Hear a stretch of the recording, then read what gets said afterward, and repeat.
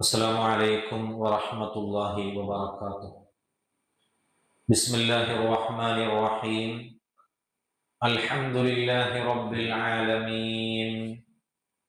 الصلاة والسلام على سيدنا محمد أشرف المرسلين وعلى آله وصحبه أجمعين. أما بعد، أعوذ بالله من الشيطان الرجيم. بسم الله الرحمن الرحيم. الحمد لله رب العالمين الرحمن الرحيم. صدق الله مولانا العلي العظيم، وصدق وبلغ رسوله النبي الكريم، ونحن على ذلك من الشاهدين الشاكرين، والحمد لله رب العالمين. وقد قال نبينا وحبيبنا محمد صلى الله عليه وسلم: الراحمون يرحمهم الرحمن ارحموا من في الأرض يرحمكم من في السماء، أو كما قال رسول الله. يا ربي صل على من حل بالحرم، طه الرسول الذي قد خص بالكرم. يا ربي بالمصطفى بلغ مقاصدنا، واغفر لنا ما مضى يا واسع الكرم.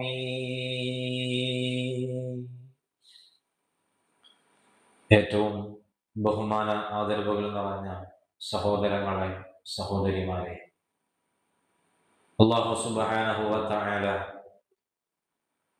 അവന്റെ വലിയ അനുഗ്രഹം കൊണ്ട് പരിശുദ്ധമായ മുഹറം മാസത്തിൽ ഇൽമിന്റെ മജ്‌ലിസിലായി നാം ഒരുമിച്ച് കൂടിയത് നമ്മിൽ നിന്ന് സ്വീകരിക്കുമാറാകട്ടെ. നമ്മിൽ നിന്ന് വന്നുപോയ ചെറുതും വലുതുമായ തെറ്റുകുറ്റങ്ങളൊക്കെ പടച്ച റബ്ബ് നമുക്ക് മാപ്പ് ചെയ്ത് തരുമാറാകട്ടെ. ഭാവി ജീവിതം പൂർണ്ണമായി റബ്ബിന്റെ തൃപ്തിയിലും പൊരുത്തത്തിലുമായി ചെലവഴിക്കാൻ അല്ലാഹു നമുക്കൊക്കെ തൗഫീഖ് നൽകി അനുഗ്രഹിക്കുമാറാകട്ടെ. നമ്മിൽ നിന്ന് മരണപ്പെട്ടുപോയ ധാരാളം മുഅ്മിനീങ്ങളുണ്ട്, മുഅ്മിനാത്തുകളുണ്ട്. പ്രത്യേകിച്ച് നമ്മുടെ ഈ പള്ളിയുടെ പരിസരങ്ങളിൽ അന്ത്യവിശ്രമം കൊള്ളുന്ന ഒരുപാട് കാരണവന്മാർ, വേണ്ടപ്പെട്ടവർ. അല്ലാഹു അവർക്കൊക്കെ മഗ്ഫിറത്തും മർഹമത്തും നൽകി അനുഗ്രഹിക്കുമാറാകട്ടെ. നമ്മുടെ ഈ വിജ്ഞാന സദസ്സിന്റെ മിഥ്ല് സവാബിനെ ആ ഖബറുകളിലേക്ക് റബ്ബ് തആല എത്തിച്ചു കൊടുക്കുമാറാകട്ടെ. അൽഹംദുലില്ലാഹ്,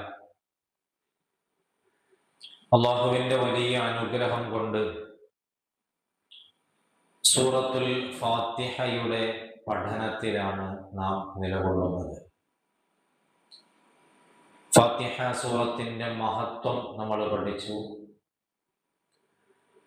ബിസ്മില്ലാഹിർ റഹ്മാനിർ റഹീം, അൽഹംദുലില്ലാഹി റബ്ബിൽ ആലമീൻ എന്നീ രണ്ട് ആയത്തുകളുടെ ഹ്രസ്വമായ വിശദീകരണം രണ്ട് ക്ലാസുകളിലായി നാം മനസ്സിലാക്കി. ഇന്ന് ഫാത്തിഹയിലെ മൂന്നാമത്തെ വചനം അർ-റഹ്മാനിർ റഹീം എന്ന മഹത്തായ ആയത്തിന്റെ വിശദീകരണവും അതിൻ്റെ അർത്ഥവുമാണ് നമ്മൾ പഠിക്കാൻ പോകുന്നത്. യഥാർത്ഥത്തിൽ അർ-റഹ്മാനിർ റഹീം എന്ന ആയത്തിന് ഒറ്റ വാക്കിൽ ഒരർത്ഥം നമ്മൾ പറഞ്ഞാൽ അത് പരിപൂർണമാകില്ല. മറിച്ച് വിശദീകരണത്തിലൂടെ അതിൻ്റെ അർത്ഥം ഗ്രഹിക്കുമ്പോഴാണ് എന്താണ് ആ രണ്ട് പദങ്ങൾ കൊണ്ട് അർ-റഹ്മാൻ അർ-റഹീം എന്നിങ്ങനെയുള്ള രണ്ട് പദങ്ങൾ കൊണ്ട് ഉദ്ദേശിക്കുന്നത് എന്ന് നമുക്ക് മനസ്സിലാവുകയുള്ളൂ. യഥാർത്ഥത്തിൽ അർ-റഹ്മാൻ എന്ന ആ ഒരു പദവും അർ-റഹീം എന്ന പദവും തമ്മിൽ ചില അന്തരങ്ങൾ, ചില വ്യത്യാസങ്ങൾ നമുക്ക് കാണാൻ കഴിയും. അൽഹംദുലില്ലാഹി റബ്ബിൽ ആലമീൻ എന്ന് പറഞ്ഞ് സർവസ്തുതിയും അല്ലാഹുവിനാണ്. എങ്ങനെയുള്ള അല്ലാഹു? റബ്ബിൽ ആലമീൻ, ഈ ലോകത്തെ തന്നെ സൃഷ്ടിക്കാൻ, ഈ ലോകത്തെ മുഴുവനും പരിപാലിക്കുന്ന അല്ലാഹുവിനാണ് സർവസ്തുതിയും. അതിന്റെ വിശദീകരണമായിട്ട് തന്നെയാണ് അടുത്ത ആയത്തും വരുന്നത്. അർ-റഹ്മാനിർ റഹീം, റഹ്മാനും റഹീമുമായ അല്ലാഹുവിനാകുന്നു സർവസ്തുതിയും എന്നതിലേക്കാണ് അതിന്റെ മടക്കം പോകുന്നത്. അപ്പൊ അള്ളാഹുവിനെ സ്തുതിക്കാനുള്ള കാരണമാണ് അർ-റഹ്മാനിർ റഹീം എന്നത്. അള്ളാഹു റഹ്മാനും റഹീമുമാണ് എന്നത് അള്ളാഹുവിനെ സ്തുതിക്കാനുള്ള കാരണമാണ്. സത്യത്തിൽ അർ-റഹ്മാൻ അർ-റഹീം എന്നീ രണ്ട് പദങ്ങൾ, രണ്ട് ഇസ്മുകൾ, ഒരുപക്ഷെ എൻ്റെ പ്രിയപ്പെട്ട സഹോദരിമാരൊക്കെ പലരും അസ്മാഉൽ ഹുസ്ന പാരായണം ചെയ്യുന്നവരാണ്. ആ അസ്മാഉൽ ഹുസ്നയിലെ രണ്ടാമത്തെയും മൂന്നാമത്തെയും പേരുകളാണ് അർ-റഹ്മാൻ അർ-റഹീം എന്ന രണ്ട് പേരുകൾ. യാ അല്ലാഹു, യാ റഹ്മാനു, യാ റഹീമു എന്ന് തുടങ്ങിയിട്ടാണല്ലോ ആ അസ്മാഉൽ ഹുസ്ന നമ്മൾ ആരംഭിക്കുക. ആ അസ്മാഉൽ ഹുസ്നയിലെ രണ്ടാമത്തെയും മൂന്നാമത്തെയും പേരുകൾ അള്ളാഹുവിന്റെ ഇസ്മുകളാണ് അർ-റഹ്മാൻ അർ-റഹീം എന്നത്. റഹ്മാൻ എന്ന വാക്കിന് റഹീം എന്നതിനേക്കാൾ വിശാലമായ അർത്ഥമുണ്ട് എന്ന് ഈ ആയത്തിനെ വിശദീകരിച്ചുകൊണ്ട് മുഫസ്സിരീങ്ങൾ രേഖപ്പെടുത്തുന്നുണ്ട്. അതിനൊരു കാരണം അവർ പറയുന്നത്, റഹ്മാൻ എന്നതിൽ റഹീം എന്നതിനേക്കാൾ ഒരക്ഷരം കൂടുതലുണ്ട്. നമുക്കൊന്ന് പരിശോധിച്ച് നോക്കാം. റഹ്മാൻ എന്നതിൽ റാ ഉണ്ട്, ഹ ഉണ്ട്, മീമുണ്ട്, അലിഫുണ്ട്, നൂനുണ്ട്. ഇങ്ങനെ 5 അക്ഷരങ്ങൾ റഹ്മാനിൽ വരുന്നുണ്ട്. അതേസമയത്ത് റഹീം എന്നതിൽ റാ, ഹ, യാ, മീം എന്നിങ്ങനെ 4 അക്ഷരങ്ങൾ മാത്രമേ വരുന്നുള്ളൂ. മഹാന്മാരായ പണ്ഡിതന്മാരൊക്കെ രേഖപ്പെടുത്തിയത് കാണാം. സിയാദത്തുൽ ബിനാഇ തദുല്ലു അലാ സിയാദത്തിൽ മഅന. അക്ഷരങ്ങൾ അധികരിക്കുന്നത് അർത്ഥം അധികരിക്കുന്നതിന്റെ മേൽ അറിയിക്കുമെന്ന് പണ്ഡിതന്മാർ രേഖപ്പെടുത്തിയിട്ടുണ്ട്. മലയാളത്തിൽ തന്നെ നമുക്ക് ചില ഉദാഹരണങ്ങൾ അതിന് പറയാൻ കഴിയും. പൂർണ്ണം എന്ന് പറഞ്ഞാൽ പൂർണ്ണമായ ഒരു സാധനം എന്നാണ് അർത്ഥം. അതേസമയം സമ്പൂർണം എന്ന് ഒരക്ഷരം കൂടി കൂട്ടി നമ്മൾ പ്രയോഗിക്കുമ്പോൾ കൂടുതൽ പൂർണ്ണമായത് എന്നൊരർത്ഥം അതിൽ നിന്ന് നമുക്ക് കിട്ടുന്നുണ്ട്. അറബി ഭാഷയിലും പല സ്ഥലത്തും നമുക്ക് ഇത്തരം ഉദാഹരണങ്ങൾ കാണാൻ കഴിയുന്നുണ്ട്. എന്നൊരു വേർഡ്, എന്നൊരു അറബി പദം നമ്മൾ എടുത്താൽ മുറിച്ചു എന്നാണ് അതിന്റെ അർത്ഥം. ഖത്വയുടെ അർത്ഥം മുറിച്ചു എന്നാണ്. അപ്പൊ അവിടെ 3 അക്ഷരമാണുള്ളത്. അതേ സമയത്ത് എന്നാകുമ്പോ ആ ത്വാഇനൊരു ശബ്ദ കൊടുത്തുകൊണ്ട്, അഥവാ ത്വാഇനെ ഇരട്ടിപ്പിച്ചുകൊണ്ട് എന്ന് നമ്മൾ പ്രയോഗിച്ചാൽ നുറുക്കിക്കളഞ്ഞു, തുണ്ടം തുണ്ടമാക്കി കളഞ്ഞു എന്ന അർത്ഥം കിട്ടും. അപ്പൊ അവിടെ അർത്ഥത്തിൽ വ്യത്യാസം വന്നു. ഒരക്ഷരം കൂടിയപ്പോൾ അർത്ഥത്തിന് വലിയ വ്യത്യാസം വന്നു. കുബാർ എന്നാൽ വലിയവൻ എന്നാണ് അർത്ഥം. കുബാർ എന്നാകുമ്പോ വളരെ വലിയവൻ എന്ന അർത്ഥം നമുക്ക് കിട്ടുന്നുണ്ട്. ഈ രൂപത്തിൽ അക്ഷരങ്ങൾ കൂടുന്നതിനനുസരിച്ച് അർത്ഥത്തിലും വിശാലത ലഭിക്കുമെന്ന പൊതുതത്വം അനുസരിച്ച് റഹ്മാൻ എന്ന് പറയുന്ന ആ ഒരു ഇസ്മ റഹീം എന്ന ഇസ്മിനേക്കാൾ കൂടുതൽ വിശാലമാണ് എന്ന് മഹാന്മാരായ മുഫസ്സിരീങ്ങൾ രേഖപ്പെടുത്തിയത് കാണാം. ആ അർത്ഥവ്യാപ്തി അതിന്റെ ക്വാളിറ്റിയിലും ക്വാണ്ടിറ്റിയിലും ഒക്കെ നോക്കിയിട്ടാണ്, അതിന്റെ എണ്ണത്തിലും അതുപോലെ തന്നെ അളവിലും ഒക്കെ നോക്കിയിട്ടാവാം. ഒരുപക്ഷെ എണ്ണവും വണ്ണവും നോക്കിയിട്ടാകാം, അല്ലെങ്കിൽ എണ്ണം മാത്രം നോക്കിയിട്ടാകാം, അല്ലെങ്കിൽ അതിന്റെ മഹത്വം മാത്രം നോക്കിയിട്ടാകാം. ഏത് രൂപത്തിലുമാകാം. ഇതനുസരിച്ച് റഹ്മാൻ എന്നതിന് പണ്ഡിതന്മാർ അർത്ഥം നൽകിയത് ദുനിയാവിൽ വഴിപ്പെട്ടവനും വഴിപ്പെടാത്തവനും ഗുണം ചെയ്യുന്നവൻ എന്നാണ് അർ-റഹ്മാൻ. ദുനിയാവിൽ വഴിപ്പെട്ടവനും വഴിപ്പെടാത്തവനും ഗുണം ചെയ്യുന്ന അള്ളാഹു. നിങ്ങൾ ആലോചിച്ച് നോക്ക്, ഈ ദുനിയാവിൽ ഭക്ഷണം ലഭിക്കുന്നത് അള്ളാഹു ഉണ്ട് എന്ന് അംഗീകരിച്ച് ഏകനായ അള്ളാഹുവിൽ വിശ്വസിച്ച് അള്ളാഹുവിന് കൃത്യമായ ഇബാദത്തുകൾ ചെയ്യുന്ന ഒരു മനുഷ്യന് മാത്രമാണോ? അതല്ല അള്ളാഹുവിനെ നിഷേധിക്കുന്നവനും ദുനിയാവിൽ ഭക്ഷണം കിട്ടുന്നുണ്ടോ? എല്ലാവർക്കും ഭക്ഷണം കിട്ടുന്നുണ്ട്, എല്ലാവർക്കും വായു ലഭിക്കുന്നുണ്ട്, എല്ലാവർക്കും വെളിച്ചം അല്ലാഹു നൽകുന്നുണ്ട്, എല്ലാവർക്കും സമ്പത്തും ആരോഗ്യവും അധികാരവും മറ്റു പല സൗകര്യങ്ങളും ദുനിയാവിലെ പല ആനുകൂല്യങ്ങളും എല്ലാവർക്കും അല്ലാഹു തആല നൽകുന്നുണ്ട്. അവിടെ അള്ളാഹുവിനെ വഴിപ്പെടുന്നവനാണോ വഴിപ്പെടാത്തവനാണോ എന്ന പരിഗണന ദുനിയാവിന്റെ വിഷയത്തിൽ അല്ലാഹു തആല നൽകുന്നില്ല. ഇതാണ് റഹ്മാൻ എന്നതിന്റെ ഒരർത്ഥം എന്ന് മഹാന്മാര് രേഖപ്പെടുത്തുന്നു. അധിക പണ്ഡിതന്മാരും നമുക്ക് പഠിപ്പിച്ചു തന്ന അർത്ഥം റഹ്മാൻ എന്നാൽ ദുനിയാവിൽ വഴിപ്പെട്ടവനും വഴിപ്പെടാത്തവനും ഗുണം ചെയ്യുന്നവനെന്നാണ്. യാ റഹ്മാനദ് ദുനിയാ വയാ റഹീമൽ ആഖിറ, യാ റഹ്മാനദ് ദുനിയാ വയാ റഹീമൽ ആഖിറ. ദുനിയാവിൽ വഴിപ്പെട്ടവനും വഴിപ്പെടാത്തവനും ഗുണം ചെയ്യുന്ന അല്ലാഹ്, ആഖിറത്തിലെത്തുമ്പോ വഴിപ്പെട്ടവന് മാത്രം പ്രത്യേകമായി ഗുണം ചെയ്യുന്ന അല്ലാഹ്. ഇതാണ് റഹ്മാൻ റഹീം എന്ന രണ്ട് ഇസ്മുകളുടെ വിശാലമായ അർത്ഥമെന്ന് മഹാന്മാരായ മുഫസ്സിരീങ്ങൾ രേഖപ്പെടുത്തുകയാണ്. അപ്പൊ നമ്മൾ നോക്ക്, എണ്ണം പരിഗണിക്കുമ്പോ ദുനിയാവിലെ അള്ളാഹു നൽകുന്ന അനുഗ്രഹങ്ങൾ വിശാലമാണ്, കൂടുതൽ എണ്ണമറ്റതാണ്. അവിടെ അള്ളാഹു വഴിപ്പെട്ടവനെന്നോ വഴിപ്പെടാത്തവനെന്നോ വ്യത്യാസമില്ല, എല്ലാവർക്കും അള്ളാഹു തആല ഗുണം ചെയ്യുന്നുണ്ട്. അള്ളാഹു ഇല്ല എന്ന് വാദിക്കുന്ന, ദൈവമില്ല എന്ന് വാദിക്കുന്ന, ഈ ലോകമൊക്കെ സ്വയംഭൂവായി ഇങ്ങനെ ഉണ്ടായി വന്നതാണ് എന്ന് വാദിക്കുന്ന യുക്തിവാദികൾക്കും അള്ളാഹു തആല ഭക്ഷണം കൊടുക്കുന്നുണ്ട്, വെള്ളം കൊടുക്കുന്നുണ്ട്, മറ്റു സൗകര്യങ്ങൾ അല്ലാഹു തആല നൽകുന്നുണ്ട്. ആ രൂപത്തിൽ നമ്മൾ ചിന്തിക്കുമ്പോ റഹ്മാൻ എന്ന പദത്തിന്റെ അർത്ഥം വളരെ വിശാലമായ അർത്ഥമാണ്.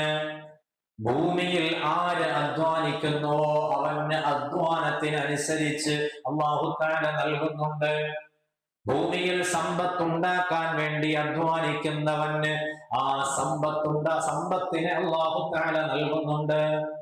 ദുനിയാവിന് വേണ്ടി പലതരത്തിലുള്ള അധ്വാനങ്ങൾ നടത്തുന്നവർക്ക് ആ ദുനിയാവിനെ അല്ലാഹു തആല നൽകുന്നുണ്ട്. ദുനിയാവിലും ആഖിറത്തിലും അല്ലാഹു തആല വളരെ കൃത്യമായി കരുണ ചെയ്യുന്നവനാണ്. ദുനിയാവിൽ എല്ലാവർക്കും അല്ലാഹു കരുണ ചെയ്യുന്നുണ്ട്. പക്ഷെ ആഖിറത്തിലേക്ക് വരുമ്പോ ആരാണോ അള്ളാഹ്ക്ക് ദുനിയാവിൽ വഴിപ്പെട്ടത് അവരിലേക്ക് മാത്രമായി അള്ളാഹുവിന്റെ റഹ്മത്ത് ചുരുങ്ങുകയാണ്. അപ്പൊ അതുകൊണ്ട് അല്ലാഹു സുബ്ഹാനഹു വ തആലയ്ക്ക് അള്ളാഹുവിന്റെ റഹ്മത്ത് അത് പരലോകത്തെ അനുഗ്രഹങ്ങളൊക്കെ ദുനിയാവിലെയും ആഖിറത്തിലെയും അനുഗ്രഹങ്ങളൊക്കെ വളരെ വലുതാണ് എന്ന് നമ്മൾ ഓരോരുത്തരും തിരിച്ചറിയേണ്ടതുണ്ട്.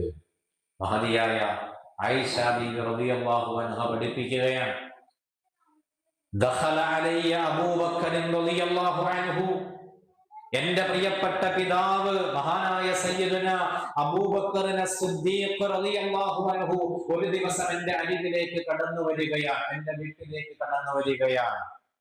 കയറി വന്നിട്ട് സിദ്ദീഖ് തങ്ങൾ എന്റെ ഉപ്പ എന്നോട് ചോദിച്ചു, മോളെ ഹൽ സമിഅതി മിൻ റസൂലില്ലാഹി സ്വല്ലല്ലാഹു അലൈഹി വസല്ലമ ദുആഅൻ അല്ലമനി. എന്റെ പ്രിയപ്പെട്ട ഉമ്മമാരെ, നല്ലതുപോലെ നമ്മൾ ഈ പറയുന്ന വിഷയം ഗ്രഹിക്കണം. നമുക്ക് കൃത്യമായി ജീവിതത്തിൽ ആവശ്യം വരുന്ന ഒരു കാര്യമാണ് പറയുന്നത്. ആയിഷ ബീവി റളിയല്ലാഹു അൻഹ പറയുന്നു, എന്റെ പ്രിയപ്പെട്ട ഉപ്പ, എന്റെ പ്രിയപ്പെട്ട പിതാവ് സയ്യിദുനാ അബൂബക്കർ സിദ്ദീഖ് റളിയല്ലാഹു അൻഹു ഒരു ദിവസം എന്റെ വീട്ടിലേക്ക് കടന്നു വരുന്നു.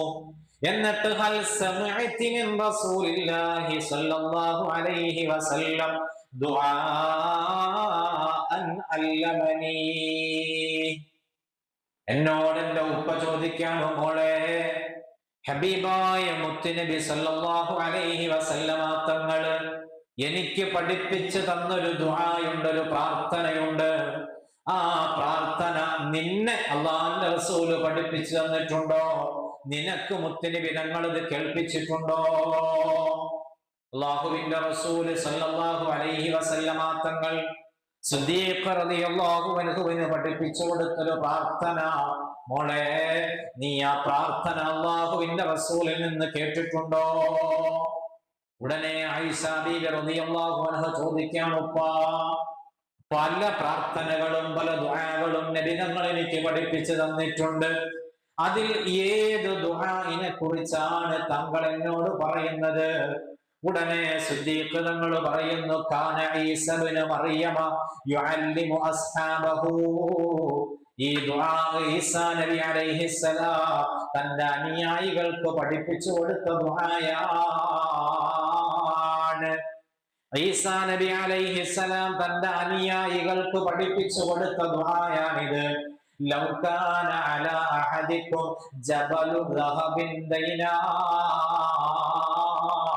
ഓ എന്റെ പ്രിയപ്പെട്ട സഹോദരിമാരെ, ഇനി പറയാൻ പോകുന്ന ദുആ നല്ലതുപോലെ കേട്ടിട്ട് നമ്മൾ മനസ്സിലാക്കി പഠിച്ചു വെക്കണം. മഹാനായ അബൂബക്കർ സിദ്ദീഖ് റളിയല്ലാഹു അൻഹു ആയിഷ ബീവിയോട് പറയുകയാണ്, നബി സല്ലല്ലാഹു അലൈഹി വസല്ലമ തങ്ങൾ എന്നോട് പറഞ്ഞു തന്ന ദുആഇനെ കുറിച്ച്. ആ ദുആ ഏതാണെന്നറിയോ? ലൗ കാന അലാ അഹദികും ജബലു ദഹബിൻ ദൈനാ. നിനക്ക് ഒരു പർവ്വതത്തിന് സമാനമായ, ഒരു സ്വർണത്തിന്റെ പർവ്വതത്തിന് സമാനമായ കടമുണ്ടെങ്കിലും ഫദഅല്ലാഹു ബിദാലിക. ആ കടമുള്ളയാള് ഈ പ്രാർത്ഥന അല്ലാഹുവിനോട് പ്രാർത്ഥിച്ചാൽ, ദുആ ചെയ്താൽ, ലഖല്ലാഹുല്ലാഹു അൻഹു. ആ കടമൊക്കെ അല്ലാഹു തആല വീട്ടി കൊടുക്കും. ആ കടം അല്ലാഹു വീട്ടി കൊടുക്കും. കടമുള്ളവരൊക്കെ ഇനി ഞാൻ പറയാൻ പോകുന്ന ദുആ നന്നായി മനസ്സിലാക്കി വെക്കണം.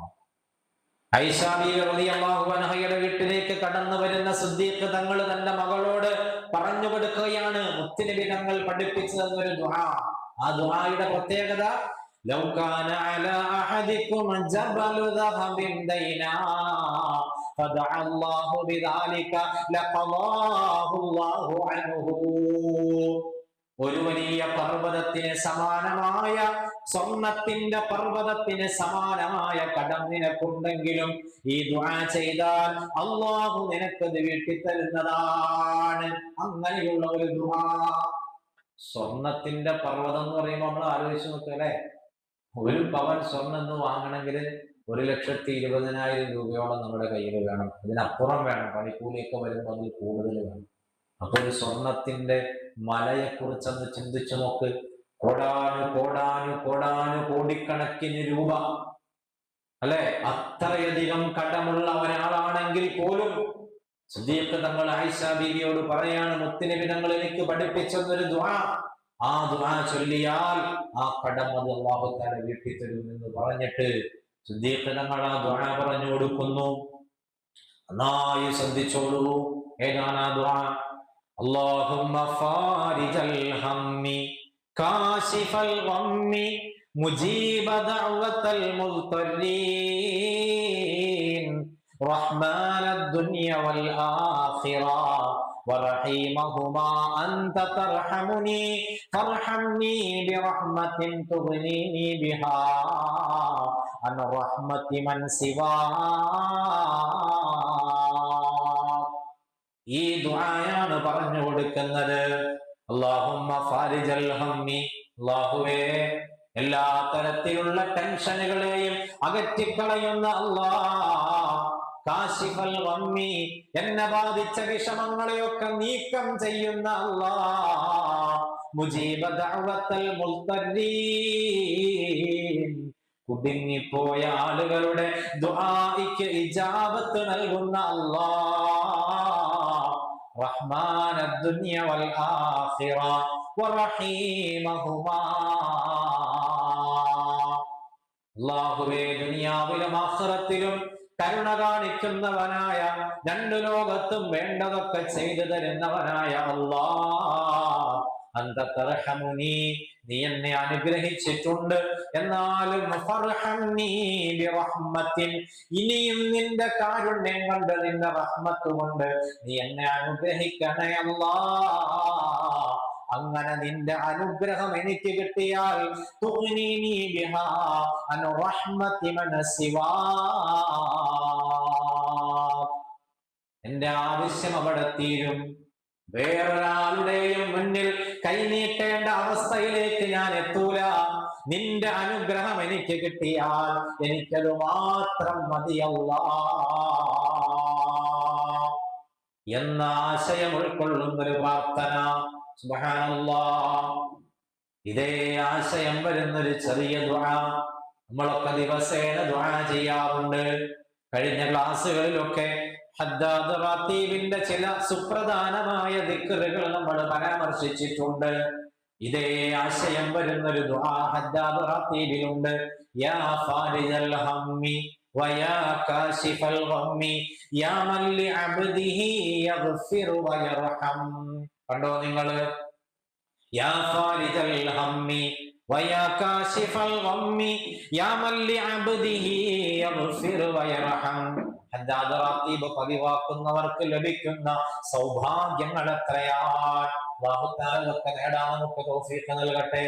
എന്താണെങ്കിലും ഞാൻ നേരത്തെ പറഞ്ഞ ദുആ നമ്മളൊക്കെ പഠിച്ചു വെക്കണം. ഒരാവശ്യം വന്നാൽ നമുക്കത് ഉപകരിക്കാൻ പറ്റും.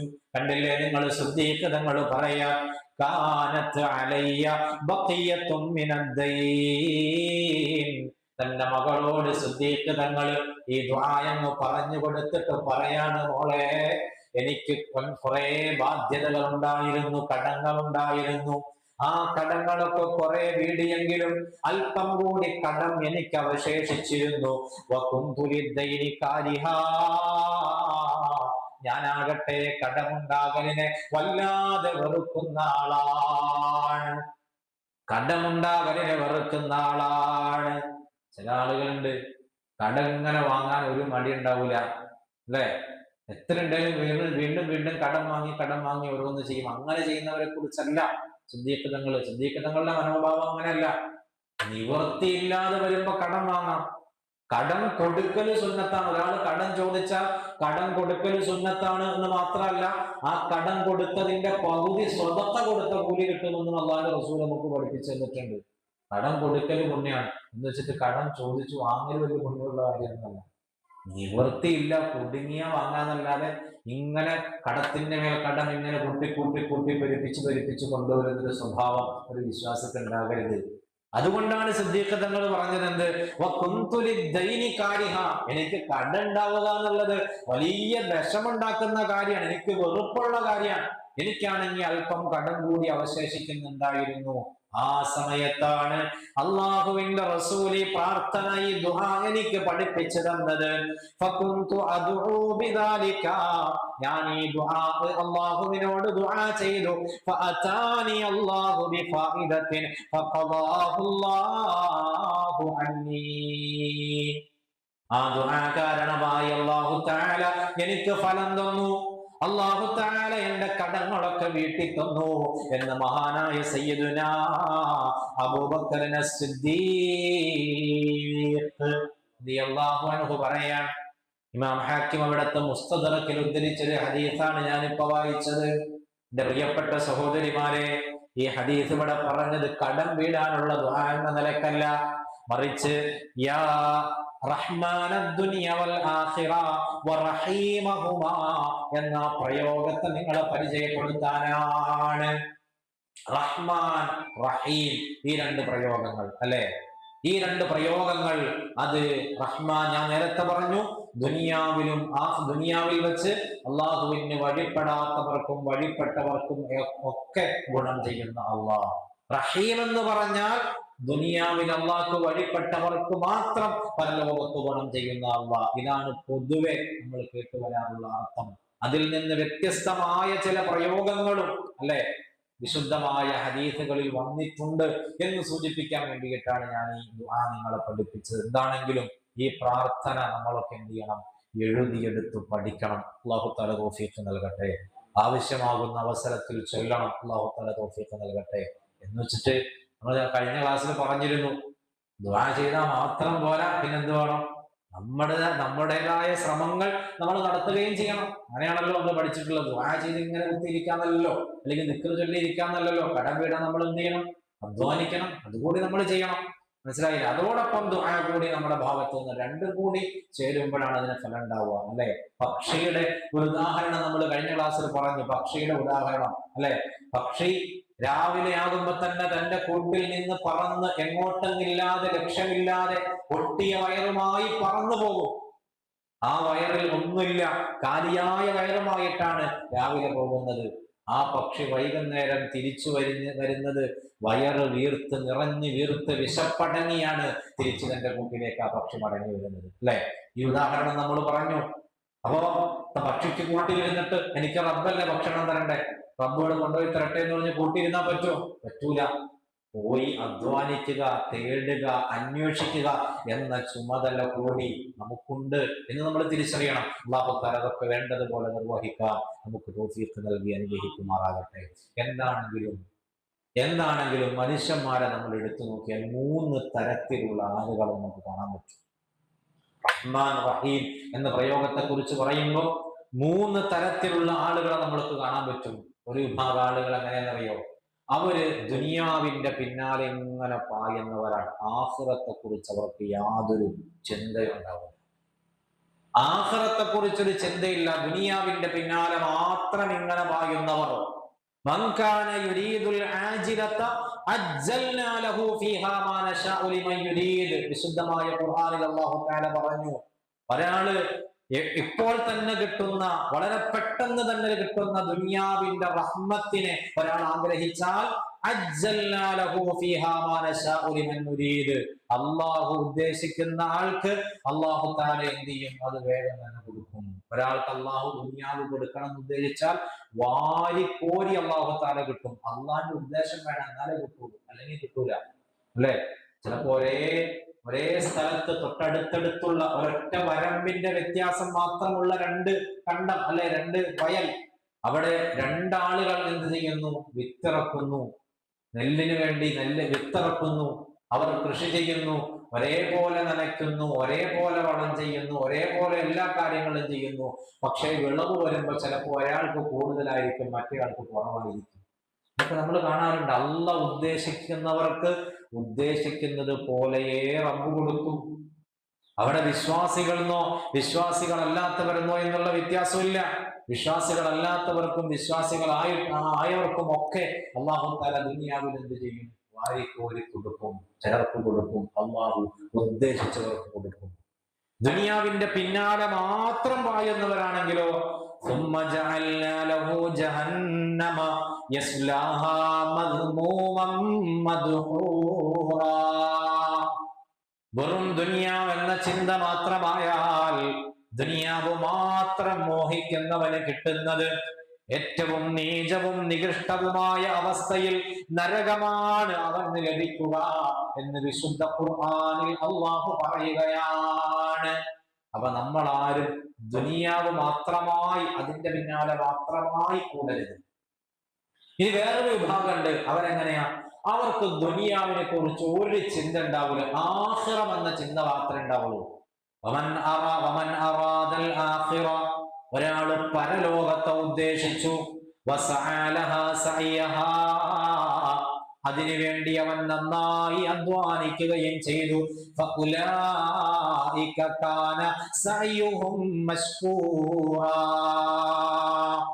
അവരുടെ ആ അധ്വാനം നന്ദിപൂർവം അല്ലാഹു തആല സ്വീകരിക്കും. അവരെ അല്ലാഹു തആല പരലോകത്ത് വിജയികൾ ഉൾപ്പെടുത്തും. ദുനിയാവിനെ കുറിച്ചൊരു ചിന്തയില്ലാതെ എപ്പോഴും പരലോകത്തെ കുറിച്ച് മാത്രം ചിന്തിച്ച് അങ്ങനെ നടക്കുന്ന ചില ആളുകളുണ്ട്.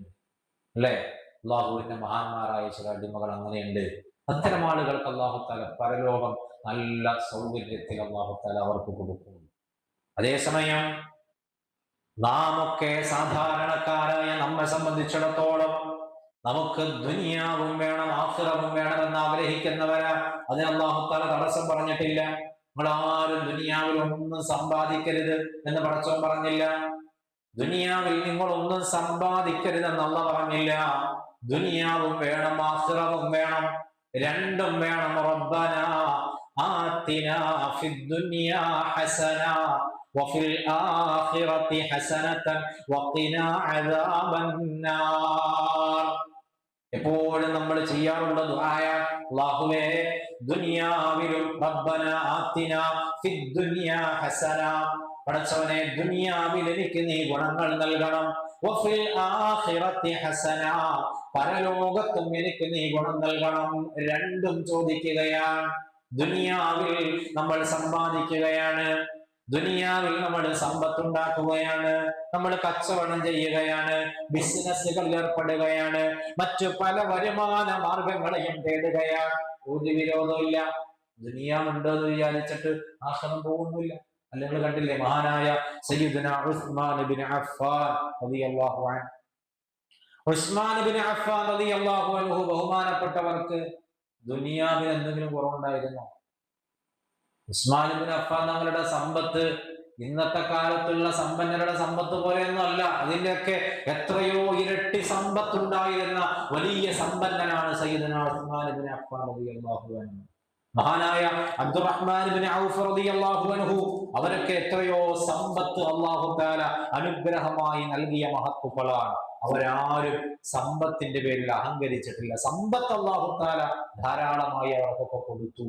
പക്ഷേ സമ്പത്തിന്റെ പേരിൽ അവരൊന്നും അഹങ്കരിച്ചില്ല. ചില ആളുകൾക്ക് 10 കാശ് കയ്യിൽ വരുമ്പോഴേക്ക് പിന്നെ നിലത്തൊന്നുമല്ല നിൽക്കുന്നത്. 10 കാശ് കയ്യിൽ വന്നാൽ പിന്നെ ആരെയും വേണ്ട, പള്ളി വേണ്ട, ഉസ്താദ് വേണ്ട, തങ്ങള് വേണ്ട, മാതാപിതാക്കള് വേണ്ട, കുടുംബം വേണ്ട, ആരും വേണ്ട. ഞാനും എന്റെ കെട്ടിയോടും എന്റെ കുട്ടിയോടും എന്ന നിലപാടിൽ വേറൊരാളെ തിരിഞ്ഞു നോക്കാതെ സ്വന്തം കാര്യം സിന്ദാബാദ് എന്ന് പറഞ്ഞിട്ട് നടക്കുന്ന ചില ആളുകളുണ്ട്. എന്താ അഹങ്കരിക്കാൻ വകുപ്പുള്ളത്? അതൊക്കെ പോകാൻ വല്ല താമസമുണ്ടോ? ആ സമ്പത്തൊക്കെ ഇല്ലാതാകാൻ വല്ല താമസമുണ്ടോ? ഇനി ഇല്ലാതായില്ലെങ്കിൽ തന്നെ അതുകൊണ്ട് നമുക്ക് പരലോകത്ത് എന്തെങ്കിലും ഒരു നേട്ടം കിട്ടാനുണ്ടോ? അങ്ങനെ സമ്പത്ത് കൊണ്ട് ദുനിയാവിനെ നശിപ്പിക്കുന്ന ചില ആളുകളുണ്ട്. മറ്റു ചിലർ സമ്പത്ത് ഉള്ളതോടുകൂടി തന്നെ പരലോകം നേടിയെടുക്കുന്ന ആളുകളുണ്ട്. ഞാൻ പറഞ്ഞു ഉസ്മാൻ ഇബ്നു അഫ്ഫാൻ തങ്ങൾ, മഹാനായ അബ്ദുറഹ്മാൻ ഇബ്നു ഔഫ് റളിയല്ലാഹു അൻഹു പോലെയുള്ള സ്വഹാബിമാരൊക്കെ വലിയ സമ്പന്നരാണ്. ആ സമ്പത്തുള്ളതോടു കൂടി തന്നെ അവർ ആഖിറത്തിൽ വലിയ പദവികൾ നേടിയെടുത്ത ആളുകളാണ്. അപ്പൊ അതുകൊണ്ട് അല്ലാഹു സുബ്ഹാനഹു വ തആല നമുക്ക് നൽകിയ ആ സമ്പത്ത് അനുഗ്രഹം അവന്റെ പൊരുത്തത്തിലായി വിനിയോഗിക്കാനാണ് നാം ഓരോരുത്തരും ശ്രമിക്കേണ്ടത്. ദുനിയാവിൽ അള്ളാഹുവിന്റെ റഹ്മത്ത് അത് സമ്പൂർണമായ റഹ്മത്താണ്. ദുനിയാവിൽ മനുഷ്യൻ എങ്ങനെയാണ് എന്ന് നോക്കിയിട്ടല്ല അല്ലാഹു തആല റഹ്മത്ത് കൊടുക്കുന്നത്. ഏത് തരത്തിലുള്ള ആണെങ്കിൽ, ഞാൻ നേരത്തെ പറഞ്ഞു, അള്ളാഹനെ നിഷേധിക്കുന്നവനാണെങ്കിൽ പോലും അള്ളാഹു എന്ത് ചെയ്യും? അവൻ അനുഗ്രഹം കൊടുക്കും, വായു കൊടുക്കും, വെള്ളം കൊടുക്കും, ഭക്ഷണം കൊടുക്കും, സമ്പത്ത് കൊടുക്കും, മഴ കൊടുക്കും, വെളിച്ചം കൊടുക്കും, ഇരുട്ട് കൊടുക്കും, സൂര്യന്റെ പ്രകാശം കൊടുക്കും, ചന്ദ്രന്റെ നിലാവ് കൊടുക്കും, ഒക്കെ എല്ലാം നിലാവെളിച്ചം കൊടുക്കും, എല്ലാം അല്ലാഹു തആല എല്ലാവർക്കും കൊടുക്കും. അവിടെ അള്ളാഹനെ അംഗീകരിച്ചോ അംഗീകരിച്ചില്ലോ എന്നൊന്നും പടച്ചു നോക്കൂല. എല്ലാവർക്കും അല്ലാഹു തആല കൊടുക്കും. നിങ്ങൾ കണ്ടില്ലേ മഹാനായ സയ്യിദുന ഇബ്രാഹിം നബി അലൈഹിസ്സലാം. ഇബ്രാഹിം നബി അലൈഹിസ്സലാം വലിയ സൽക്കാരപ്രിയൻ. ആര് തന്റെ വീട്ടിലേക്ക് അതിഥിയായി വന്നാലും സൽക്കരിച്ച് പറഞ്ഞയക്കാൻ വലിയ താല്പര്യമുള്ള ആളാണ് ഇബ്രാഹിം നബി അലൈഹിസ്സലാം. അങ്ങനെ ഇരിക്കുമ്പോ ഒരു ദിവസം ഇബ്രാഹിം നബിയുടെ അടുക്കലേക്ക് ഒരു മജൂസിയായ മനുഷ്യൻ കടന്നു വരികയാണ്. മജൂസി എന്ന് പറഞ്ഞാൽ തീയനെ ആരാധിക്കുന്നവർ, അവർക്കാണ് മജൂസി എന്ന് പറയാം. തീ ആരാധകനായ ഒരു മനുഷ്യൻ, മജൂസിയായ മനുഷ്യൻ മഹാനായ ഇബ്രാഹിം നബി അലൈഹിസ്സലാമിന്റെ വീട്ടിലേക്ക് കടന്നു വന്നിട്ട് പറഞ്ഞു, ഞാൻ നിങ്ങളുടെ വീട്ടിലേക്ക് അതിഥിയായി കടന്നു വന്നതാണ്. ഇബ്രാഹിം നബിയുടെ അതിഥി സൽക്കാരത്തിന്റെ വലുപ്പമൊക്കെ ബോധ്യപ്പെട്ട് അറിഞ്ഞിട്ട് വന്നതാണ്. എന്തെങ്കിലുമൊക്കെ കിട്ടുവാണെങ്കിൽ കഴിക്കാമെന്ന് ആഗ്രഹിച്ചുകൊണ്ട് കടന്നു വന്നതാണ്. ഇബ്രാഹിം നബി മടക്കി അയക്കൂല എന്നുള്ള പ്രതീക്ഷയില് അദ്ദേഹം വന്നപ്പോ ഇബ്രാഹിം നബി പറഞ്ഞു, അതെ, എന്റെ കയ്യിലുള്ള ഭക്ഷണവും സമ്പത്തും ഒക്കെ അള്ളാഹു ഏക ഇലാഹായ അള്ളാഹു തന്നതാണ്. നീയാണെങ്കിൽ ആ ഏക ഇലാഹായ അള്ളാഹുവിനെ അംഗീകരിക്കുന്നില്ല. അതുകൊണ്ട് നിനക്ക് ഇവിടെ സൽക്കാരമില്ല, ഇവിടെ ഭക്ഷണമില്ല എന്ന് ഇബ്രാഹിം നബി അലൈഹിസ്സലാം പറഞ്ഞു. ഈ വന്ന മനുഷ്യൻ, അയാൾ മജൂസിയാണ്. അയാൾക്കൊല്ലാത്ത വിഷമായി പോയി. കഴിക്കാൻ ഭക്ഷണം വല്ലതും കിട്ടുമെന്ന വലിയ പ്രതീക്ഷയോടെ കടന്നു വന്ന ഈ മനുഷ്യന്റെ കൽബ് പൊട്ടിപ്പോയി. വിഷമത്തോടെ അയാൾ ഒന്നും മിണ്ടാതെ തിരിച്ചു നടന്നപ്പോൾ നസലുൽ അമീൻ മലക്ക് ജിബ്രീൽ അലൈഹിസ്സലാം ഇബ്രാഹിം നബിയുടെ മുന്നിലേക്ക് കടന്നു വരികയാണ്. ഇബ്രാഹിം നബിയോട് പറഞ്ഞു, അദ്ദേഹം ഒരുപാട് ദൂരെയൊന്നും പോയിട്ടുണ്ടാവില്ല, അദ്ദേഹത്തെ തേടി കണ്ടുപിടിച്ച് തിരിച്ചു കൊണ്ടുവരണം. അല്ലാഹു തആല നിങ്ങളോട് ഒരു ചോദ്യം ചോദിക്കാൻ എന്നെ ഏൽപ്പിച്ചിട്ടുണ്ട്. ആ ചോദ്യം മറ്റൊന്നുമല്ല, ആ മനുഷ്യന് 10-60 വയസ്സ് പ്രായമുണ്ട്. ഈ 60 വയസ്സിനിടയ്ക്ക് ആ മനുഷ്യന് ഭക്ഷണം കൊടുത്തതാരാ? ഇത്ര വർഷക്കാലം ആ മനുഷ്യന് ഭക്ഷണം നൽകിയതാരാ എന്നൊരു ചോദ്യം നിങ്ങളോട് ചോദിക്കാൻ അല്ലാഹു തആല പറഞ്ഞിട്ടുണ്ട്. നബി പറഞ്ഞു, അല്ലാഹു ആണ് കൊടുത്തത്, സംശയമില്ലല്ലോ. ആണല്ലോ, നിങ്ങൾ ഭക്ഷണം കൊടുത്തില്ലെങ്കിലും ആ മനുഷ്യനെ ഭക്ഷിപ്പിക്കാൻ അല്ലാഹു തആലക്ക് അറിയാം. അതുകൊണ്ട് എത്രയും പെട്ടെന്ന് ആ മനുഷ്യനെ വിളിച്ചുകൊണ്ടുപോകണം. മഹാനായ ജിബ്രീൽ അലൈഹിസ്സലാം പറയാൻ ഇബ്രാഹിം നബിക്ക് മനസ്സിലായി. ഇബ്രാഹിം നബിക്ക് കാര്യം മനസ്സിലായി. വേഗം തന്നെ ഈ മനുഷ്യനെ അന്വേഷിച്ചുകൊണ്ട് ഇബ്രാഹിം നബി പോവുകയാണ്. നടന്ന് അദ്ദേഹത്തെ തേടിപ്പിടിച്ച് കണ്ടെത്തിയിട്ട് എന്റെ വീട്ടിലേക്ക് അങ്ങ് കടന്നു വരണം, എന്റെ അതിഥിയായിട്ട് വരണമെന്ന് പറഞ്ഞ് ക്ഷണിക്കുമ്പോൾ മജൂസിയായ മനുഷ്യൻ ചോദിച്ചു, അല്ല, നിങ്ങൾ നേരത്തെ നിങ്ങളുടെ വീട്ടിൽ മജൂസിയായ എനിക്ക് സൽക്കാരമില്ലെന്ന് പറഞ്ഞ് മടക്കി അയച്ചതല്ലേ, ഇപ്പോൾ എന്താണ് നിങ്ങളുടെ മനസ്സ് മാറിയതെന്ന് ചോദിക്കുമ്പോൾ മഹാനായ ഇബ്രാഹിം നബി അലൈഹിസ്സലാം വളരെ സൗമ്യതയോടെ വിനയത്തോടെ അദ്ദേഹത്തെ കാര്യം പറഞ്ഞ് മനസ്സിലാക്കി അദ്ദേഹത്തെ വീട്ടിലേക്ക് ക്ഷണിക്കുന്നു. അങ്ങനെ വീട്ടിലേക്ക് വിളിച്ചു വരുത്തുന്നു. വീട്ടിലെത്തിയപ്പോ മഹാനായ ഇബ്രാഹിം നബി അലൈഹിസ്സലാം ഈ മജൂസിയായ മനുഷ്യന് നല്ല വിഭവസമൃദ്ധമായ ഭക്ഷണം കൊടുത്ത് സൽക്കരിക്കുന്നു. സൽക്കാരമൊക്കെ കഴിഞ്ഞ് പിറ്റേന്ന് രാവിലെ മടങ്ങി പോകാൻ നേരത്തെ മജൂസിയായ മനുഷ്യൻ മഹാനായ ഇബ്രാഹിം നബി അലൈഹിസ്സലാമിനെ തന്റെ അരികിലേക്ക് വിളിച്ചിട്ട് പറയുന്നു, മുദ്ദ യദൈക യാ ഇബ്രാഹിം, ഓ ഇബ്രാഹിം നബിയെ, അങ്ങയുടെ കൈകളൊന്ന് നീട്ടിത്തരുമോ? അങ്ങയുടെ കൈകൾ എന്റെ മുന്നിലേക്ക് ഒന്ന് നീട്ടിത്തരോ എന്ന് ചോദിച്ചു. ഇബ്രാഹിം നബി അലൈഹിസ്സലാം തന്റെ കൈകൾ അങ്ങനെ മുന്നിലേക്ക് നീക്കുമ്പോ ആ കയ്യിലേക്ക് ആ മജൂസിയായ മനുഷ്യനെന്ന് പിടിക്കുകയാണ്. എന്നിട്ട് പറഞ്ഞു, അശ്ഹദു അല്ലാ ഇലാഹ ഇല്ലല്ലാഹ് വ അന്ന ഇബ്രാഹീമ നബിയല്ലാഹ്. ഇബ്രാഹിം നബിയെ കൊണ്ടും അല്ലാഹുവിനെ കൊണ്ടും വിശ്വസിച്ച് വിശുദ്ധമായ ഇസ്ലാമിലേക്ക് ആ മജൂസിയായ മനുഷ്യൻ എന്ന് കടന്നു വരുന്നു.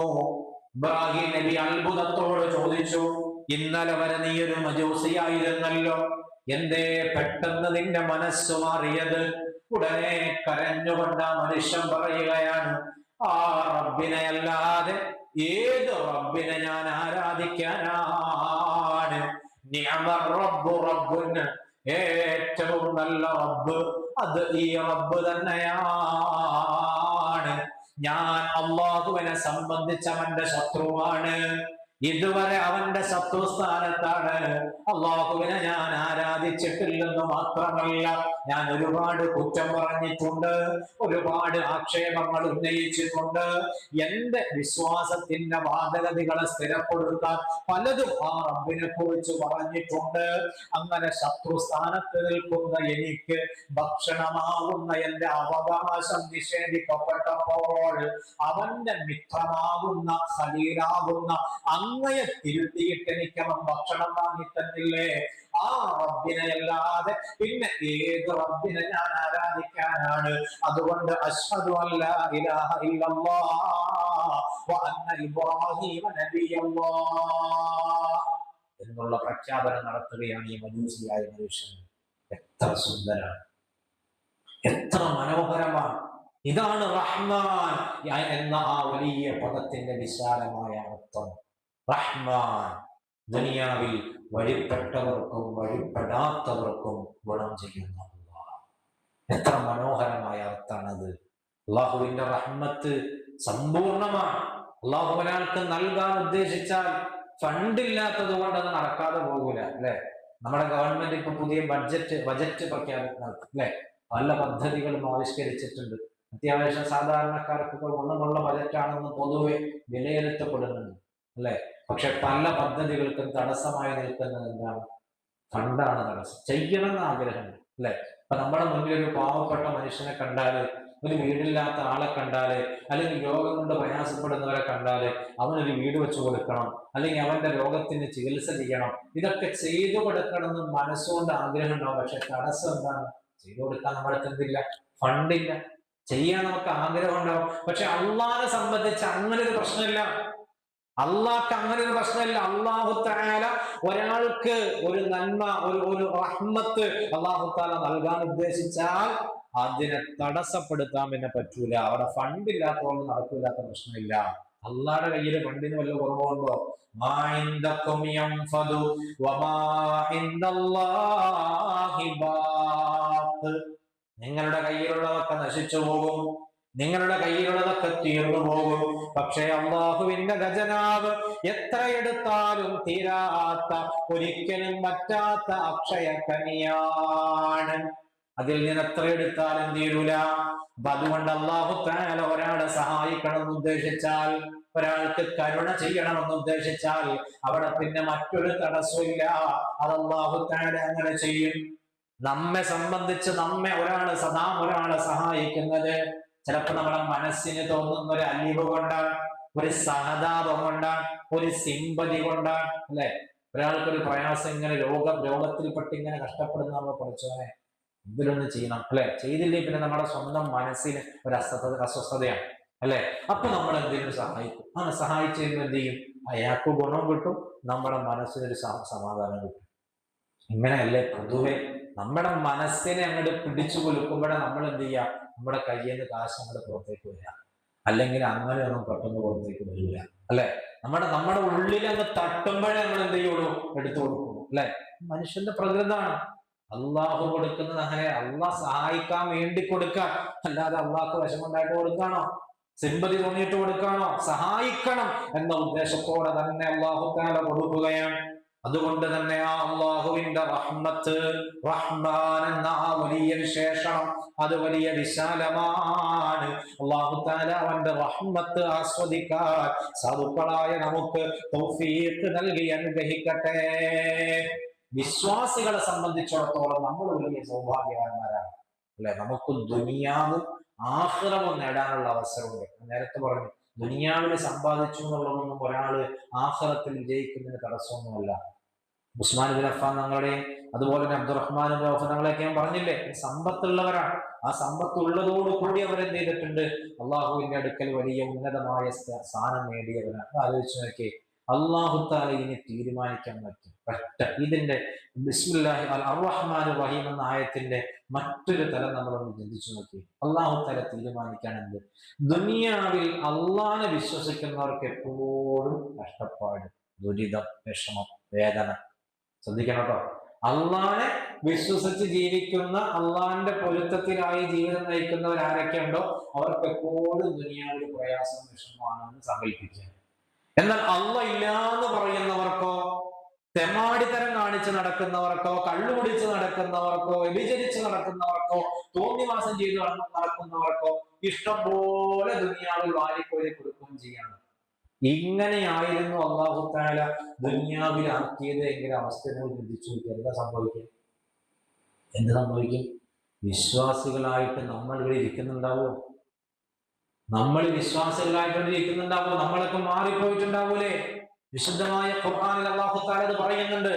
വലൗലാ യകൂനന്നാസു ഉമ്മത്തൻ വാഹിദാ ലജഅൽനാ ലിമൻ യക്ഫുറു ബിർറഹ്മാനി ലിബുയൂതിഹിം സുഖുഫൻ മിൻ ഫിദ്ദത്തിൻ വമആരിജ അലൈഹാ യദ്ഹറൂൻ വലിബുയൂതിഹിം അബ്വാബൻ വസുറൻ അലൈഹാ യത്തഖിഊന വസുഖുറുഫാ. അല്ലാഹു തആല പറഞ്ഞത് കാണാം, വലൗലാ അയ്യകൂനന്നാസു ഉമ്മത്തൻ വാഹിദാ, ജനങ്ങളൊക്കെ ഒറ്റ പാർട്ടിയായി പോകുമായിരുന്നില്ല എങ്കിൽ ലജഅൽനാ ലിമൻ യക്ഫുറു ബിർറഹ്മാനി, അള്ളാഹുവിനെ നിഷേധിക്കുന്ന ആളുകൾക്ക് നാം നൽകുമായിരുന്നു വെള്ളിയാലുള്ള മേൽക്കൂരകളുള്ള വീടുകൾ അവർക്ക് നാം നൽകുമായിരുന്നു. അതുപോലെ വെള്ളിനാൽ തീർത്ത മട്ടുപ്പാവുകൾ, എന്താണ്, ബാൽക്കണികളുള്ള വീടുകൾ നാം അവർക്ക് നൽകുമായിരുന്നു.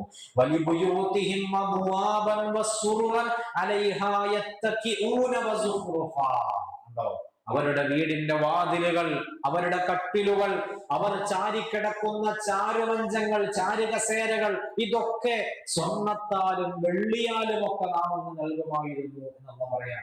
അങ്ങനെ നൽകിയ എന്ത് സംഭവിക്കും? എല്ലാവരും ഒറ്റ പാർട്ടിയായി പോകും അല്ലെ? വിശ്വസിച്ചുകൊണ്ട് ജീവിച്ചാൽ ദുനിയാവിൽ കഷ്ടപ്പാട്, വിശ്വസിക്കാതെ ജീവിച്ചാൽ വെള്ളിയാലുള്ള മേൽക്കൂരകളുള്ള വീട്, സ്വർണത്തിന്റെ വാതില്, ഇഷ്ടം പോലെ ഇട്ടുമൂടാനുള്ള പണം, എല്ലാ സൗകര്യങ്ങളും. എന്ത് സംഭവിക്കും? നമ്മളൊക്കെ വിശ്വാസികളായിട്ട് ഇവിടെ ഉണ്ടാവോ? അല്ലാഹു തആല നമുക്ക് ചെയ്തു തന്നത് എത്ര വലിയ നിഅമത്താണ്. അപ്പൊ ദുനിയാവിലും അല്ലാഹു തആല നമുക്ക് സമ്പാദിക്കാനും സൗകര്യങ്ങൾ ആസ്വദിക്കാനുമുള്ള തൗഫീഖ് നൽകിയിട്ടുണ്ട്, അനുവാദം നൽകിയിട്ടുണ്ട്. നമുക്ക് നല്ല വീട് വേണോ? നമ്മുടെ സാമ്പത്തിക ശേഷി അനുസരിച്ച് വീട് നിർമ്മിക്കാം. നല്ല വാഹനം വേണോ? നമ്മുടെ സാമ്പത്തിക ശേഷി അനുസരിച്ചുള്ള വാഹനം നമുക്ക് സ്വന്തമാക്കാം. അതുപോലെ തന്നെ മറ്റ് സൗകര്യങ്ങൾ വേണോ? നല്ല ഭക്ഷണം കഴിക്കണോ? നല്ല വിലപിടിപ്പുള്ള നല്ല ഭക്ഷണം നമുക്ക് കഴിക്കാം. നല്ല വസ്ത്രം ധരിക്കണോ? വില കൂടിയ വസ്ത്രം ധരിക്കാം. ഉള്ളവർക്കുള്ളതുപോലെ അവരുടെ സ്റ്റാറ്റസിനനുസരിച്ച്, അവരുടെ സമ്പത്തിനനുസരിച്ച് വാഹനവും വീടും സ്വത്തുക്കളും സൗകര്യങ്ങളും ഒക്കെ സ്വരുക്കൂട്ടാൻ അല്ലാഹു തആല നമുക്ക് അനുവാദം നൽകിയിട്ടുണ്ട്. അതുകൊണ്ട് നമ്മുടെ ദുനിയാവ് നഷ്ടപ്പെടൂല, ആഖിറവും നഷ്ടപ്പെടൂല. പക്ഷെ എന്ത് ചെയ്യണം? അതിന്റെ പിന്നാലെ അത് മാത്രമായി കൂടരുത്. അങ്ങനെ കൂടി എന്ത് സംഭവിക്കും? പരലോകത്ത് റഹീം എന്ന് പറയുന്ന സൗകര്യം നമുക്ക് കിട്ടൂല. പരലോകത്ത് അല്ലാഹുവിന്റെ ഗുണം കിട്ടൂല. ദുനിയാവിൽ മാത്രം കൊണ്ട് തീർന്നു പോകും. അല്ലാഹു തആല കാത്തു രക്ഷിക്കട്ടെ. അല്ലാഹു തആല കാത്തു രക്ഷിക്കട്ടെ.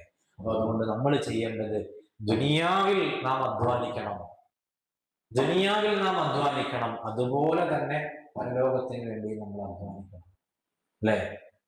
ദുനിയാവിൽ അധ്വാനിക്കണം, അതുപോലെ പരലോകത്തിന് വേണ്ടി അധ്വാനിക്കണം. ദുനിയാവിൽ അധ്വാനിക്കണ്ട എന്നൊന്നും ആരും പറഞ്ഞിട്ടില്ല. നമ്മുടെ മക്കളെ പോറ്റാൻ, നമ്മുടെ കുടുംബത്തിന്റെ സുരക്ഷിതമായ ജീവിതത്തിന് ആവശ്യമായ സ്വത്തുക്കളൊക്കെ സമ്പാദിക്കാൻ വേണ്ടിയിട്ട് നമുക്ക് അധ്വാനിക്കണം. അതിനുവേണ്ടി കച്ചവടം ചെയ്യണമെങ്കിൽ കച്ചവടം ചെയ്യണം, ബിസിനസ്സുകൾ തുടങ്ങണമെങ്കിൽ ബിസിനസ്സുകൾ തുടങ്ങണം, മറ്റിതര ജോലികളിൽ ഏർപ്പെടണമെങ്കിൽ ജോലികൾ ചെയ്യണം. എന്താണോ ഹലാലായ മാർഗത്തിലൂടെയുള്ള സമ്പാദ്യങ്ങൾ ദുനിയാവിൽ നമുക്ക് ശേഖരിക്കാൻ തടസ്സമൊന്നുമില്ല. പക്ഷെ ആ സമ്പാദ്യം വരുമ്പോൾ എന്ത് ചെയ്യാൻ പാടില്ല?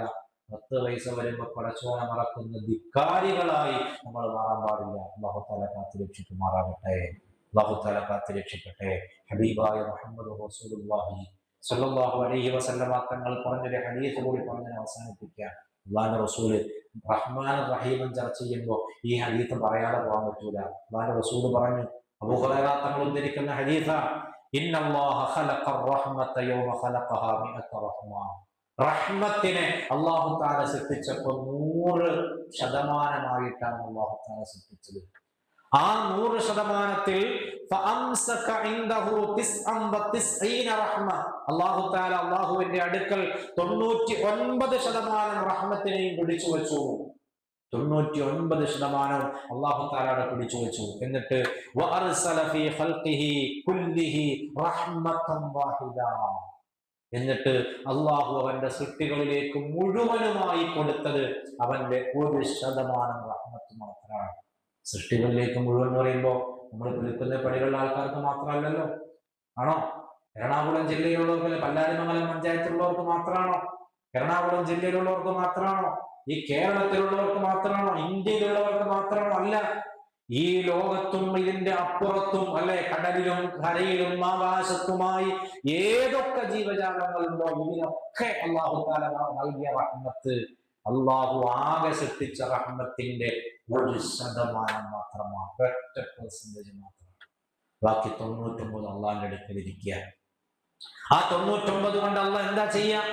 ഇമാം മുസ്ലിം ഉദ്ധരിക്കുന്ന ഇതേ ഹദീസിന്റെ തന്നെ ബാക്കി ഭാഗത്ത് കാണാം, അല്ലാഹു തആല 99% റഹ്മത്തിനെ അവിടെ പിടിച്ചു വച്ചിട്ടുണ്ട്. ഖിയാമത്ത് നാളിൽ അവന്റെ അടിമകൾക്ക് ആ റഹ്മത്ത് കൊണ്ടാണ് അല്ലാഹു തആല കാരുണ്യം ചെയ്യുന്നത് എന്ന് സയ്യിദുൽ വജൂദ് മുഹമ്മദ് മുസ്തഫ സല്ലല്ലാഹു അലൈഹി വസല്ലമ തങ്ങൾ പറഞ്ഞെങ്കിൽ, എന്റെ പ്രിയപ്പെട്ട ഉമ്മമാരെ, എന്റെ പ്രിയപ്പെട്ട സഹോദരിമാരെ, ആ റഹ്മത്തല്ലേ നമുക്ക് വേണ്ടത്? ആ റഹ്മത്തിന് വേണ്ടിയല്ലേ നമ്മൾ പണിയെടുക്കേണ്ടത്?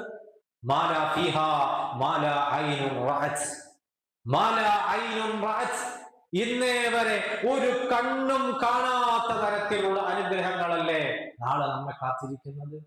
വലാ ഉദുനുൻ സമീഅത്, ഒരു ചെവിയും ഇന്നേ വരെ കേൾക്കാത്ത തരത്തിലുള്ള അനുഗ്രഹങ്ങളല്ലേ നമ്മെ കാത്തിരിക്കുന്നത്? വലാ ഖത്തറ അലാ ഖൽബി ബശർ, ഒരു മനുഷ്യൻ അവന്റെ ഹൃദയം കൊണ്ട് ചിന്തിക്കുക പോലും ചെയ്യാത്ത തരത്തിലുള്ള റഹ്മത്തല്ലേ അല്ലാഹു തആല നമുക്ക് വേണ്ടി നാളെ ഒരുക്കി വെച്ചിരിക്കുന്നത്? ഒരു മനുഷ്യൻ അവന്റെ ഹൃദയം കൊണ്ട് ചിന്തിക്കുക പോലും ചെയ്യാത്ത റഹ്മത്ത് അല്ലെ. നമുക്കിപ്പോ പലതും ചിന്തിക്കാലോ അല്ലെ. ഞാൻ നാളെ ലുലു ഗ്രൂപ്പിന്റെ ചെയർമാനായി മാറുന്ന എനിക്ക് സ്വപ്നം കാണാൻ പാടില്ല, എന്തിനും കുഴപ്പമുണ്ടോ? അതെ, യൂസുഫലിയുടെ സ്ഥാനത്ത് ഞാനാവുന്ന എന്തിനും കുഴപ്പമുണ്ട്? എനിക്ക് ആഗ്രഹിക്കാൻ പാടില്ല, ആഗ്രഹിക്കാലോ അല്ലെ. അല്ലെങ്കിൽ മറ്റേ മൈക്രോസോഫ്റ്റിന്റെ എന്താണ് പേര്, ബിൽ ഗേറ്റ്സ് അല്ലെ, അവരുടെയൊക്കെ സ്ഥാനത്ത് ഞാനായി മാറുന്നത്, ലക്ഷക്കണക്കിന് കോടികളുടെ ആസ്തി ഉണ്ടായി എനിക്ക് മാറുന്നത് എനിക്ക് ആഗ്രഹിച്ചൂടെ? പക്ഷെ നിങ്ങൾ ആലോചിച്ച് നോക്ക്, എന്താണ് ആഗ്രഹിക്കേണ്ടത് എന്നുപോലും അറിയാത്തൊരു സാഹചര്യത്തിലേക്ക് എന്ത് നമ്മൾ ആഗ്രഹിച്ചാലും അതിനേക്കാൾ അധികം അല്ലാഹു തആല ഫലാ തഅലമു നഫ്സുൻ മാ ഉഖ്ഫിയ ലഹും മിൻ ഖുർറത്തി അഅ്യുനിൻ, അല്ലാഹുവിന്റെ വിശുദ്ധമായ ഖുർആൻ നമുക്ക് പഠിപ്പിച്ചു തന്നു പരമാനന്ദങ്ങൾ, അനുഗ്രഹങ്ങൾ എന്തൊക്കെയാണെന്ന് ഒരാൾക്കും അറിയാത്ത തരത്തിലുള്ള അനുഗ്രഹങ്ങൾ നമുക്കായി കാത്തു വച്ചിരിക്കുകയാണ് അല്ലാഹു തആല. ആ റഹ്മത്തിന് വേണ്ടിയല്ലേ ഈ ദുനിയാവിൽ നമ്മൾ പ്രവർത്തിക്കേണ്ടത്? അതിനെന്ത് വേണം? റഹ്മാനുർ റഹീം, ബിസ്മില്ലാഹിർ റഹ്മാനിർ റഹീം, അൽഹംദുലില്ലാഹി റബ്ബിൽ ആലമീൻ, അർറഹ്മാനിർ റഹീം എന്ന വചനം നമ്മൾ ഇന്ന് പഠിക്കുമ്പോൾ ആ റഹ്മത്ത് നേടിയെടുക്കാൻ വേണ്ടി നമ്മൾ പണിയെടുക്കണം. എങ്ങനെ പണിയെടുക്കും? ഇർഹമു മൻ ഫിൽ അർളി യർഹമുകും മൻ ഫിസ് സമാ, അങ്ങനെയാണ് പണിയെടുക്കേണ്ടത്. ഇർഹമു മൻ ഫിൽ അർളി, ഞാൻ അവസാനിപ്പിക്കുകയാണ്.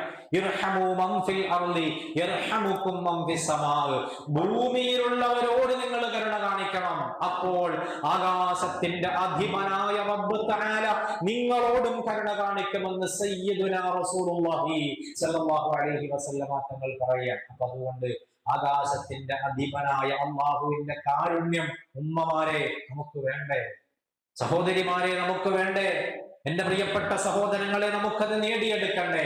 അതിനുവേണ്ടി നമ്മൾ ചെയ്യേണ്ടത് ഇർഹമു മൻ ഫിൽ അർള്, ഭൂമിയിലുള്ളവരോട് കരുണ കാണിക്കണം, മാതാപിതാക്കളോട് കരുണ വേണം, മക്കളോട് കരുണ വേണം, പ്രായമുള്ളവരോട് കരുണ വേണം, പാവപ്പെട്ടവരോട് കരുണയുടെ മനസ്സ് വേണം, രോഗികളോട് കരുണയുടെ മനസ്സോടെ പ്രവർത്തിക്കാൻ കഴിയണം, ആരാരുമില്ലാത്തവർക്ക് താങ്ങും തണലുമായി അവർക്ക് സേവനം ചെയ്യാനുള്ള മനസ്സ് നമ്മൾ ഉണ്ടാക്കിയെടുക്കണം. അല്ലാഹു തന്ന നിഅമത്ത് അതെനിക്ക് മാത്രമുള്ളതല്ല, ഈ നാട്ടിലുള്ള മറ്റുള്ളവർക്ക്, പാവപ്പെട്ടവർക്ക്, എന്നെ ആവശ്യമുള്ള ഒരുപാട് വ്യക്തികൾ അവർക്ക് കൂടി അവകാശപ്പെട്ടതാണെന്ന് ചിന്തിച്ചിട്ട് അത്തരം ആളുകൾക്ക് വേണ്ടി പ്രവർത്തിക്കാനും സമ്പത്ത് ചെലവഴിക്കാനും അധ്വാനിക്കാനും കൂടി നമ്മൾ തയ്യാറാകുമ്പോഴാണ് ഞാൻ നേരത്തെ പറഞ്ഞ അല്ലാഹു തആല ആഖിറത്തിലേക്ക് മാറ്റിവെച്ച ആ 99% റഹ്മത്ത്, ഒരു കണ്ണും കണ്ടിട്ടില്ലാത്ത, ഒരു ചെവിയും കേട്ടിട്ടില്ലാത്ത, ഒരു ഹൃദയവും ഇന്നേ വരെ ചിന്തിച്ചിട്ടില്ലാത്ത ആ വലിയ അനുഗ്രഹങ്ങളുടെ കൂടാരം, ആ അനുഗ്രഹങ്ങളുടെ ലോകം നമുക്ക് മുന്നിൽ തുറക്കണോ? നമ്മൾ ഭൂമിയിലുള്ളവരോട് കരുണ കാണിക്കണം. അല്ലാഹു നമുക്ക് തൗഫീഖ് നൽകി അനുഗ്രഹിക്കുമാറാകട്ടെ. അല്ലാഹു തൗഫീഖ് നൽകട്ടെ. അവിടെ മനുഷ്യരെന്ന് വ്യത്യാസമില്ല, ജീവജാലങ്ങളെന്ന് വ്യത്യാസമില്ല, എല്ലാവരോടും കരുണ കാണിക്കണം. അല്ലാഹുവിന്റെ റസൂല് ഒരു യാത്രക്കിടയിൽ മുസ്ലിം തങ്ങളും അവിടുത്തെ സ്വഹാബത്തും കൂടി യാത്ര ചെയ്യുമ്പോൾ അല്ലാഹുവിന്റെ റസൂല് കുറച്ചു ദൂരേക്ക് പ്രാഥമിക ആവശ്യം നിർവഹിക്കാൻ വേണ്ടി മാറിപ്പോകുന്ന ഒരു സമയത്ത് സ്വഹാബികള് അവിടെ ഒരു കുരുവിയുടെ കൂട് കണ്ടപ്പോ ആ കൂട്ടിൽ നിന്ന് 2 കുഞ്ഞുങ്ങളും ഒരു തള്ളയുമാണ് അവിടെയുള്ളത്. ആ കുഞ്ഞുങ്ങളെ സ്വഹാബിമാർ എടുക്കുകയാണ്. അല്ലാഹുവിന്റെ റസൂല് തിരിച്ചു വന്ന് നോക്കുമ്പോഴുണ്ട് ആ കുരുവിയുടെ തള്ളക്കുരുവി ആ സഹാബത്തിന്റെ മുകളിലൂടെ ഇങ്ങനെ വട്ടമിട്ട് പറന്നുകൊണ്ടിരിക്കുകയാണ് തന്റെ കുഞ്ഞുങ്ങളെ തിരിച്ചാവശ്യപ്പെട്ടുകൊണ്ട്. മുത്തുനബി തങ്ങൾ സഹാബത്തിനോട് പറഞ്ഞു, മൻ ഫജഅ ഹാദിഹി ബിവലദിഹാ, ആരാണ് ഈ കുരുവിയുടെ മക്കളെ ഉപദ്രവിച്ചത്? ആരാണ് ഈ കുരുവിയുടെ മക്കളെ എടുത്തത്?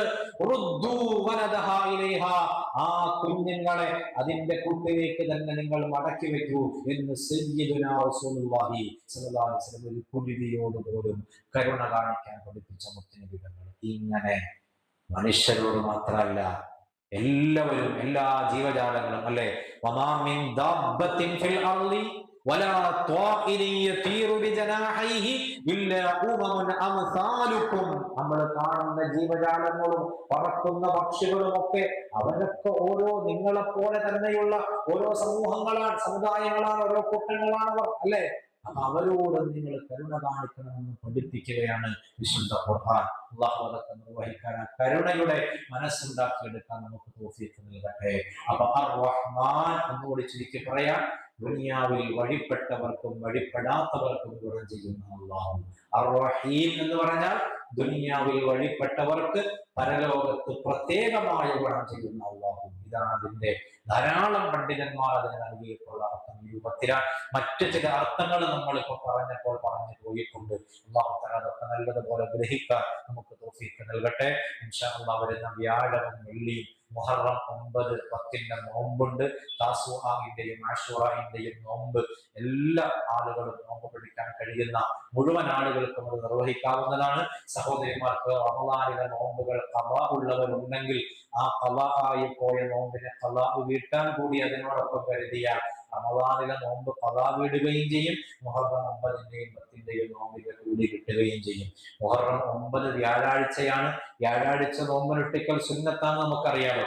അപ്പൊ അതുകൂടി കരുതിയാൽ വ്യാഴാഴ്ചത്തെ നോമ്പിന്റെ സുന്നത്ത്, മുഹറം 9-ന്റെ സുന്നത്ത്, ഖളാ ഉണ്ടെങ്കിൽ ഖളാ വീട്ടുന്നതിന്റെ ആ ഖളാ വീടിപ്പോകാൻ, ഇതൊക്കെ ഒറ്റ നോമ്പ് കൊണ്ട് സാധിക്കുന്ന അവസരമാണ് നമ്മുടെ മുന്നിലുള്ളത്. അതൊക്കെ വേണ്ടതുപോലെ എല്ലാവരും ഉപയോഗപ്പെടുത്തണമെന്ന് പ്രത്യേകം ഓർമ്മപ്പെടുത്തുന്നു. അല്ലാഹു തആല തൗഫീഖ് നൽകുമാറാകട്ടെ.